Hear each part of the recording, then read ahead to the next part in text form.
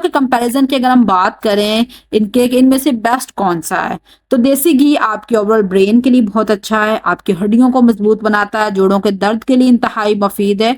और अगर आपको कॉन्स्टिपेशन का मसला है तो दूध में देसी घी को डालकर आप इसको यूज कर सकते हैं, तो आपकी कॉन्स्टिपेशन से भी आपको रिलीफ दिला सकता है। इसके अलावा मक्खन वाइटामिन का बहुत अच्छा सोर्स है, आपके हार्मोन्स को रेगुलेट करने के लिए बहुत बेहतरीन है।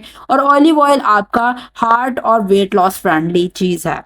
ये तो हो गए इसकी बेस्ट साइड। अब लिमिटेशंस की बात करें तो देसी घी के अंदर सैचुरेटेड फैट्स बहुत ज्यादा हाई होते हैं, मक्खन में कोलेस्ट्रॉल हाई होता है, और ऑलिव ऑयल जो है वो डीप फ्राइंग के लिए सूटेबल नहीं है ड्यू टू ऑक्सीडेटिव इफेक्ट उसके। बेस्ट फॉर बात की जाए तो अगर आपने कोई हाई हीट कुकिंग करनी है तो उसके लिए आप देसी घी को यूज करें, वो ज्यादा बेहतर रहेगा। अगर आपने लाइट कुकिंग करनी है, जस्ट आपने अपने टोस्ट पर स्प्रेडिंग करनी है, तो उसके लिए आप मक्खन को यूज कर सकते हैं। और ऑयली ऑयल सैलेड ड्रेसिंग या लाइट कुकिंग के लिए बेस्ट रहता है, डीप फ्राइंग के लिए ये बेस्ट नहीं है। ओवरऑल बात अगर हम करें कि इनमें से बेस्ट ऑप्शन कौन सा है, तो अगर आप देसी डाइट फॉलो करते हैं तो देसी घी और मक्खन आपके लिए बेस्ट है, लेकिन आपने इसको लिमिटेड क्वांटिटी में यूज करना है, इसका ज्यादा इस्तेमाल नहीं करना। इसके अलावा अगर आप हार्ट हेल्थ और वेट लॉस को प्रायोरिटी देते हैं तो ऑलिव ऑयल आपके लिए बेटर ऑप्शन है। और अगर आप बैलेंस डाइट लेना चाहते हैं तो तीनों ऑयल्स को मॉडरेशन में लेना बहुत ज्यादा जरूरी है।